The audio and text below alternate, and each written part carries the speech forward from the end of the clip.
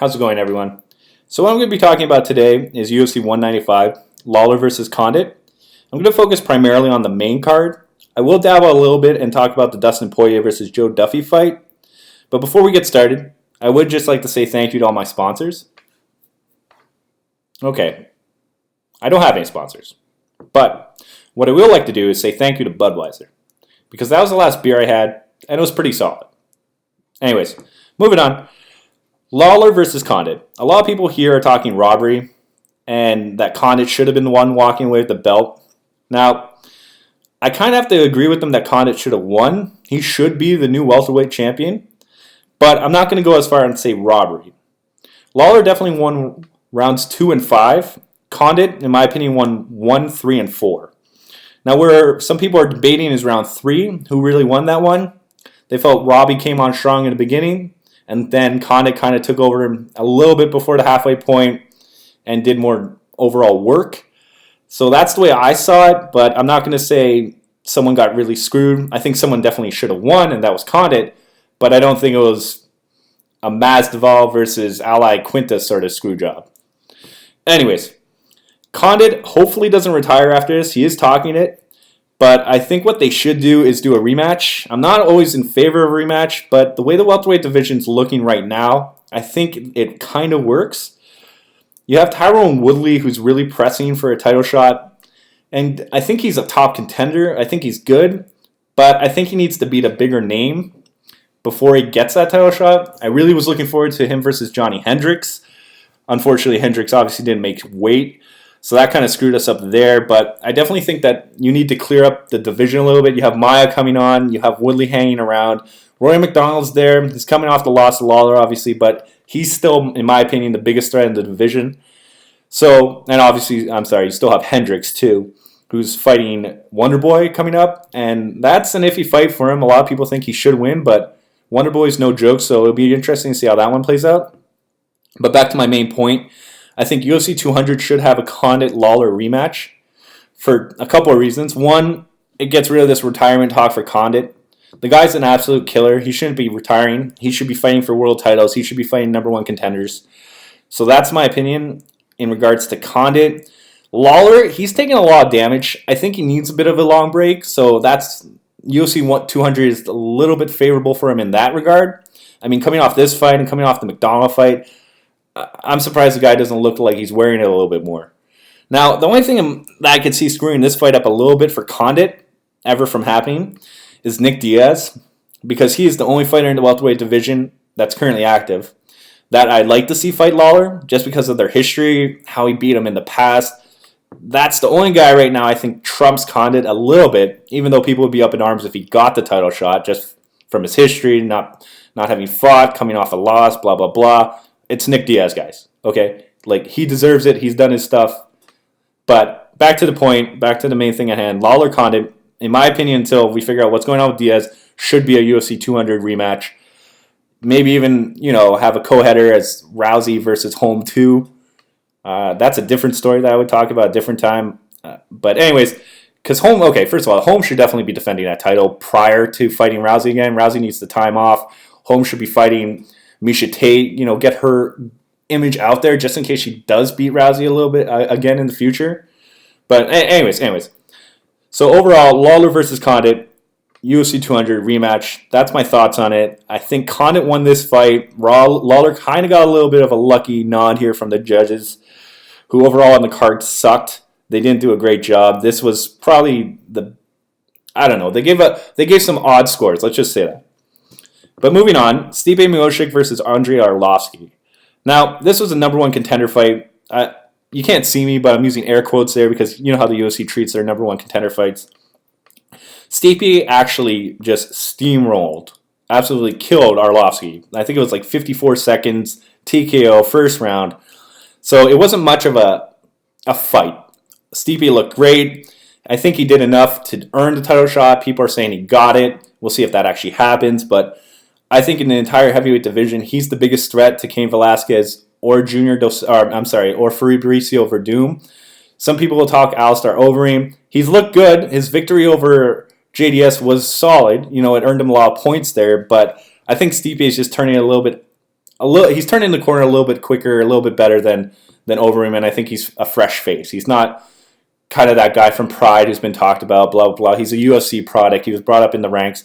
I mean, since his last loss, which I think is Stefan Struve, the guy's looked almost oh, no, I'm sorry. His last loss was JDS, though I had him winning that. But the loss before that was Stefan Struve, where he got stopped, and he hasn't looked like the same fighter since. Even in his loss to JDS, he looked amazing.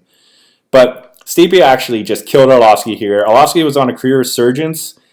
I didn't really buy it. I thought that Arlovski, I don't know. I still see him as the guy Fedor just absolutely butchered in Affliction. I still see him as the guy who was fighting Tim Sylvia and losing. So you could talk about a career resurgence. He looked horrible against Frank Mir in his fight prior to this. My money was all day, every day on Stipe in this fight. So I'm not shocked that he absolutely destroyed him. I hope Stipe gets the title shot. I think he deserves it against the winner of Verdum and Velasquez. But we'll see how things go. Arlovski, give him a 10-5 fighter. Don't give him one who's ranked in top 5. I think he needs a little bit of a tune-up fight to see where he's really at. 50 seconds is not a good measuring stick if he's actually, fully over the hill or if his resurgence just took a little bit of a hit. But moving on. Brian Ortega versus Diego Brando. This to me was a little bit of a boring fight for the first 2 rounds. I was very interested to see how Ortega's guard would hold up, just because Brando does have a BJJ background. The first 2 rounds was Diego pretty much dictating the pace. He was throwing a little bit of heat here and there. Ortega was playing it safe. I think he was just buying his time. His corner seemed to have this idea that Brando would gas out, and I tend to agree with him. Brando is a very quick starter. But it looked like he came into this fight with the game plan to go 3 rounds. So he wasn't necessarily, in my opinion, burning the gas tank too heavily. But what ended up happening is he got caught in Ortega's ground game, which is just monstrous. The guy fights off his back like, I don't know. It's very rarely I've seen someone that effectively fight off his back. But it reminds me a little bit of BJ Penn. Actually, that's a lie. BJ Penn didn't really have a guard. Well, he had a good guard at getting it back. But I don't think he's ever really submitted someone with like a triangle choke. He had great back control, mounts, all that. But Ortega definitely has a nasty guard. This fight ended via triangle in the 3rd round. I'd like to see Ortega get a little bit of a stiffer test moving up. I don't think you should rush him. He's a good prospect. Brando needs to go back to the drawing board. The guy, in my opinion, he peaked, in my opinion, when he fought on Tough and won that. His fight against Conor McGregor, I think, killed any momentum he had. I get that he was on a 2-fight winning streak coming into this, but I think the guy's maybe done. If he loses his next fight, I wouldn't be shocked if the UFC cut him. But moving on now to the next fight, and sorry if I butchered the name, but it's Abel Trujillo. Well, sorry. He defeated Tony Sims via guillotine choke in the 1st round. When I was watching this fight, I thought that Sims had a big advantage on the feet. I think he was landing more. He was definitely freshening his opponent. So I would have said his name was Abel, but his last name kills me. So I'm very sorry about that. But anyway, so it looked like Tony Sims was winning on the feet, and then he made the mistake of grappling, of going for a takedown. It got reversed on him with a butterfly hook, and the guy just grabbed his neck, squeezed, and that was pretty much all she wrote. It was a good victory for Abel, coming off of his controversial loss against Gleason Tebow, who I think, as we all know now, has his own little problems going on with steroids and allegations. So it's a good rebound for him, and hopefully he keeps it going. Tony Sims, maybe they'll give him another fight, but I don't know. When you get finished in the 1st round, it's you can't really count on not getting that pink slip. So for the last fight I'll talk about is Dustin Poirier versus Joe Duffy. This fight I was probably looking forward to more than anything besides the main event and the Arlovski fight. I love Joe Duffy. I think he's an amazing fighter. Dustin Poirier's been on quite the resurgence of his own.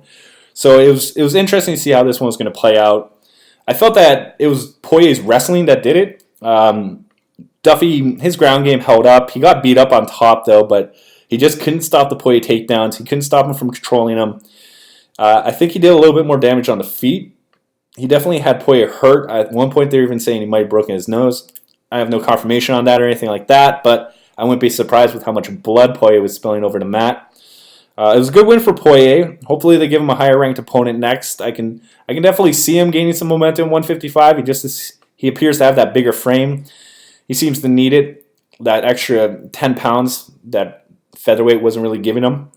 Joe Duffy took a little bit of a hit. I still think you could talk about him as the guy who beat Conor McGregor, but he needs to notch some wins. He needs to go back to the drawing board, do his thing, figure out what's working, what's not, work on the wrestling, look at some tape. So that pretty much fills up what I was going to talk about for UFC 195. Overall, I'd say the card was pretty awesome. The Lawler fight made that card. The 5th round was insane. But it beyond the top 2 fights and the Poirier fight, it did lack a little bit. It did lack a little bit in competitiveness. The next card coming up is the Dillashaw versus Cruz, January 17th, Boston, Massachusetts. The bantamweight title is on the line. I'm going to probably throw up something and talk about that one a little bit. If you follow my link, you would see on my blog I posted a breakdown of that fight. I definitely think it's going to be an interesting fight. You can see it going either way, but if you're looking to see what I'm thinking about that, check that out. Anyways, as always, people, keep it going and enjoy yourselves. Peace out.